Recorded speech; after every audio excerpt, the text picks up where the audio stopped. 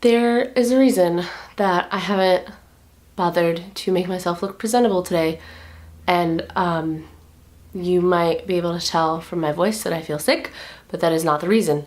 The reason has to do with the story that I am going to tell you. Because this is what I looked like on Tuesday morning of this week. This is exactly what I was wearing. This was how my hair looked. This was how my face looked. I got on the train on Tuesday morning to go to work, which I do almost every day. I got on and I found my little spot in the corner because all the seats were taken, and I leaned up against the wall and I settled in for my commute to work because I have a pretty long commute.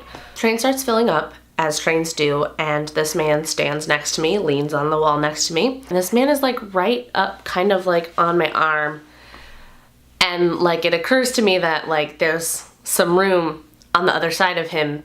He doesn't have to be this close to me, but I figured it was like a man spreading thing, and I was like, I'm not gonna move. I was here first. This guy takes out his phone and he opens I think the Instagram app and is trying to take a picture, and he puts it on selfie mode, and out of the corner of my eye I catch him he's angling the phone towards me so that the picture on the screen is of the two of us, and he's trying to hide it. He's acting like he's on his phone, but he's angling it a little bit like that, and I'm starting to get freaked out, but I don't say anything about it because I don't know if he's really just trying to take a picture of himself or if he's trying to take a picture of somebody else on the train, which that wouldn't be good either, but whatever. I don't really know what to do, but I don't want him to take a picture of me, so I put my hood up like this and I turn away from him so that he can't take a picture of my face.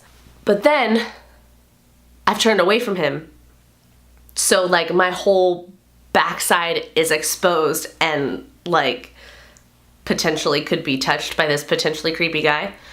So after a while I turn back and plant myself again, and I still have my hood up so that he can't really see my face. I stand there until the train starts emptying out. People get into the city and they're leaving, and once a seat empties up, I go over to the seat and I sit down. But this seat is right across from him basically, so I kind of can tell that he's still looking at me, and now I'm starting to realize he was trying to take a picture of me. And so I'm mad at myself for not saying anything about it and for not telling him off. And so I just decide I'm gonna look at this guy straight in the eye, and if I do that and he sees me catch him staring at me, he's gonna know he's gonna stop. So I look up at this guy and he's staring at me, and I just give him this look that I thought was yeah, I know what you're doing, but he smiles at me. So that wasn't effective. I'm feeling uncomfortable being right across from this guy, so some more seats empty out, and I go a little farther away from him and I scoot in all the way towards the window. On this train that I go on, the seats are mostly set up in rows. It's not like a New York subway train where they're all along the sides. It's mostly rows. So I get into a row and I go all the way to the side. It's a row of two. Rookie mistake. I go all the way to the window, and that leaves an open seat next to me. Obviously, this guy sits down in this open seat next to me. And this whole time, I have my headphones in, I have my hood up, the whole time, just trying to block him out, block everything out, and just get to where I'm going so I can continue with my day. And I have my headphones in, next to this guy, and he starts talking, and I take one out to hear what he's saying, and he asks me if the train is going to a certain station, and it is, so I tell him it is. I put the headphone back in and I continue scrolling through my phone. I was actually trying to read. I had my book out, but I couldn't read Maya Angelou in this heightened, shaky, uncomfortable, scared state that I was in. I couldn't do it. So I keep staring at my phone. I keep scrolling through my phone, just trying to avoid this person. And he takes out his phone and he opens up the contacts app and creates a new contact, and then shows it to me and puts it over in my space in my lap. And he starts saying things, and I assume he's asking me for my number. Obviously, I have my headphones in though, so like I don't hear exactly what he says, and I don't want to. And I just say no. He stops talking for a second, but then he starts shoving his phone at me again. And I say no. He starts saying some things. And I don't really know what he's saying because I have these headphones in and I'm trying not to listen to him, and I don't want to hear what he's saying. I don't know what it is. So I just say, I don't want to talk to you. And he tries to say something again, and I just keep saying, I don't want to talk to you. I don't want to talk to you. I don't want to talk to you. I don't want to talk to you. Until he stops for a second. And then he opens his Facebook app and puts the little cursor in the search bar and like tries to get me to put in my name so that he can add me on Facebook. And I just keep saying, no, I don't want to talk to you. I don't want to talk to you. I don't want to talk to you. I just like, that's all I said to him. That's all I said to him until he stopped talking to me. By this point, the train is mostly empty. So there's not a whole lot of people around to realize the situation and to help me if I need it. He's sat next to me and I'm in a row and I can't get out unless he moves. So he's trapped me. And I'm on my way to work where I work with children. What if he follows me? The station he asked me about is before the one that I get off at. And luckily he gets off there. So he gets off the train. And a couple stops later, I get off the train. And I start walking to work. And my hood is still up. And I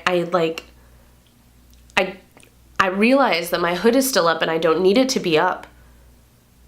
But I don't feel safe taking it down. I don't feel good about taking it down, and I feel ashamed, and I don't want people to look at me. And the first thing that I thought about was not about this guy and what an asshole he was.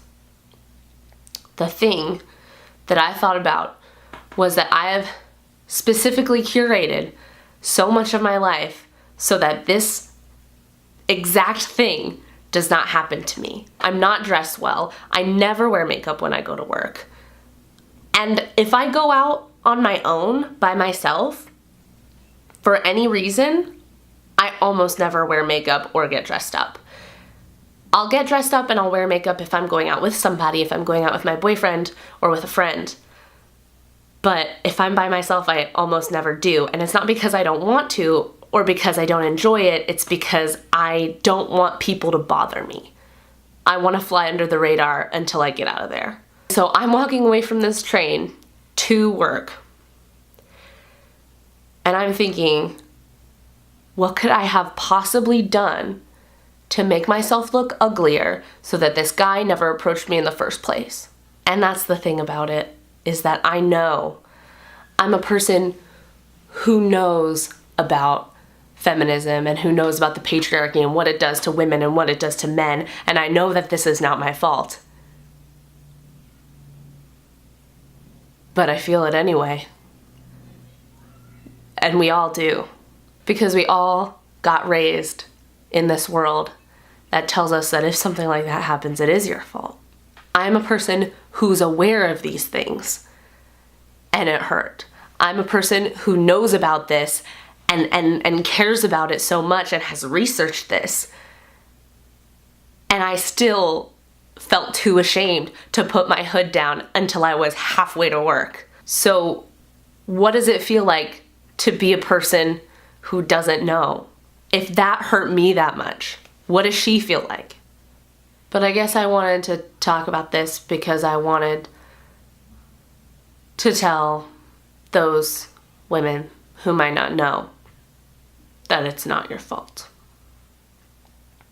And even though it's not gonna feel like it's not your fault, it's not. It is not your fault.